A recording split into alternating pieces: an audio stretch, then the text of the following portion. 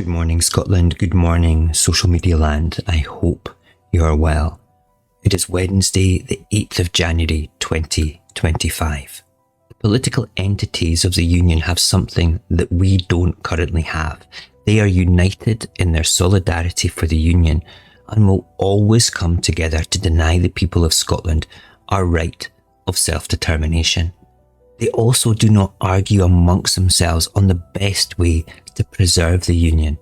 However, we argue amongst ourselves about the best way to obtain independence, and every moment we spend arguing within the movement is a moment lost to building the case for self-determination.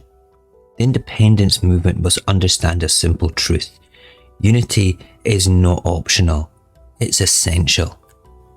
If we hope to convince undecided voters, we must first convince ourselves that the cause is bigger than any one faction, party, or individual. The Better Together campaign understood the power of unity, and their victory in 2014 offers critical lessons. Their entire message revolved around solidarity, both emotional and practical. They emphasised shared history and common purpose, portraying the United Kingdom as a union of equals that was stronger together.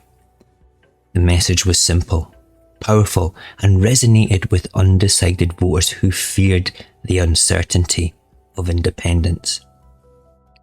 The name Better Together itself carried an undeniable clarity, summoning up their argument in 2 words. Their use of real-life stories and relatable examples made their abstract concept of solidarity feel tangible. They highlighted benefits like the NHS and economic stability, framing these as achievements of a unified UK. But doing so, they presented Scotland's future within the Union as a continuation of that progress rather than a risk of division. It's a bitter truth, but they outmanoeuvred the independence movement by appealing to a shared sense of belonging, while we struggled to articulate our own vision of unity. So now is the time to reclaim solidarity as a pro-independence value. Independence is the ultimate act of solidarity with Scotland's people, resources, and future generations. It's about standing together to take control of our destiny, ensuring that the wealth of this nation benefits its citizens rather than being siphoned away to serve the interests of others. Real unity is about building a nation where fairness, equality, and opportunities are priorities. It's about showing solidarity with the most vulnerable, creating a society where everyone has the chance to thrive. The independence movement must first practice what it preaches. A fragmented campaign cannot convince undecided voters of the benefits of independence. The movement must unify behind a shared goal, setting aside differences for the greater good. Every internal division, every public spat, every petty disagreement only serves Westminster's interests. Unity does not mean agreeing on every detail. It means focusing on what binds us together rather than what separates us. Unionist arguments often frame independence as a divisive act, suggesting it would tear apart relationships between Scotland and its neighbours. This narrative must be confronted directly. Independence is not about separation, it's about empowerment. It's about giving Scotland the tools to thrive on its own terms while maintaining a positive relationship with the rest of the world. And our neighbours. The United Kingdom itself is far from united, fractured by an inequality, political dysfunction, and diverging priorities.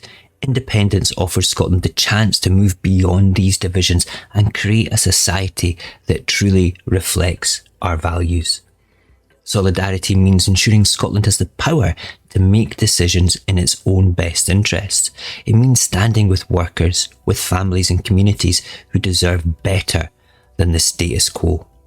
It means building a future where Scotland collaborates as an equal partner on the global stage, rather than a subordinate within the UK. This is the true meaning of unity, not clinging to a dysfunctional union, but coming together as a nation to create a better future for us all. Lessons of 2014 are clear. Unity wins campaigns. Division loses them. The independence movement hopes to succeed. It must embrace solidarity, not just as a message for voters, but as a principle for itself. Westminster's strengths lie in our weakness.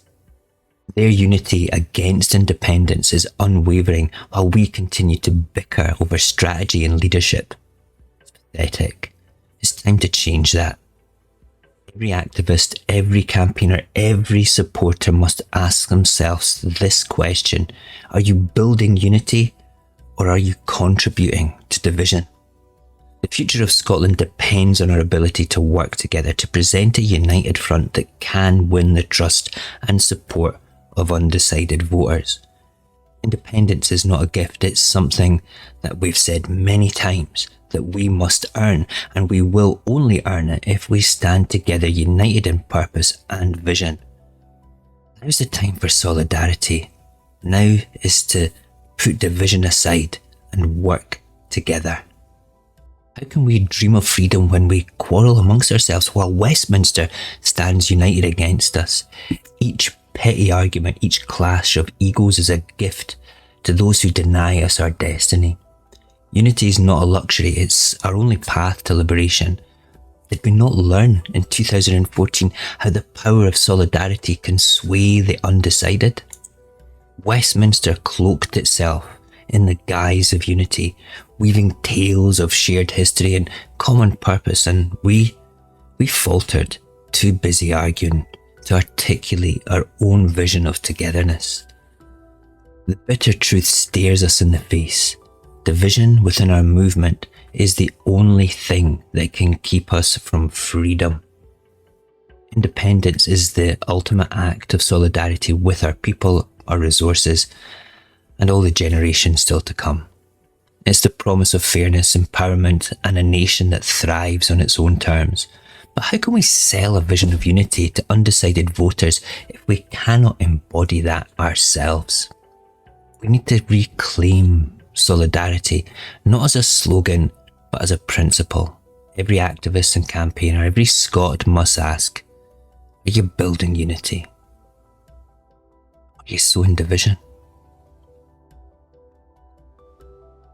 It's so important that we learn from the Better Together campaign in 2014. So there's a wee link in the description of that Rob guy's video, one of the head honchos within Better Together. It is compulsory viewing for independence activists. It's full of valuable information about how they worked hard to beat us.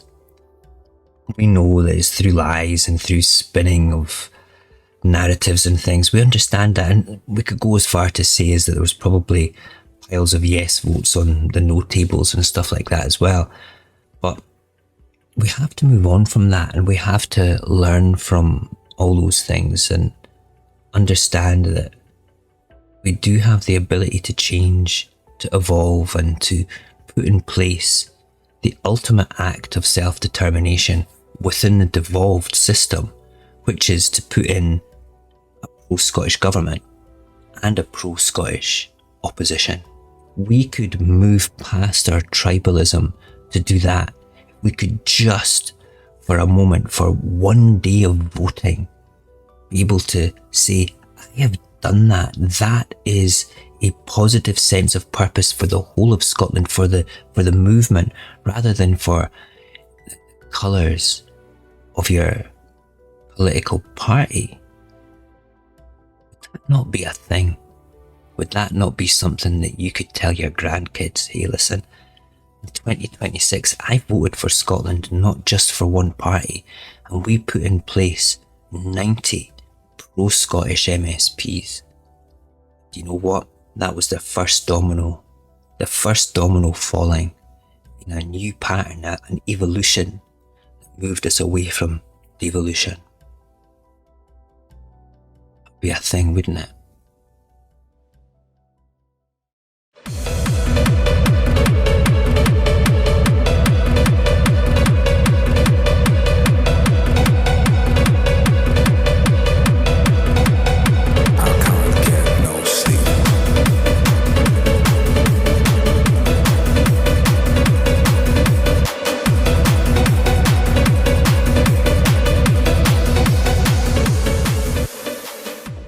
can't get no sleep.